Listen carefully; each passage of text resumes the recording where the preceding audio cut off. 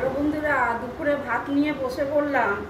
আছে গরম ভাত আর আছে লেবু, পাতি লেবু, আর এটা হচ্ছে একটু শসা।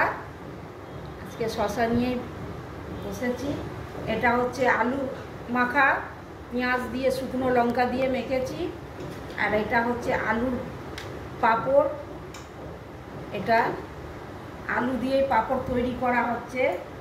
আর এটা হচ্ছে টক ডাল আমড়া দিয়ে, আর সম্বাদ দিয়েছি শুকনো লঙ্কা, কাঁচা লঙ্কা আর সর্ষে।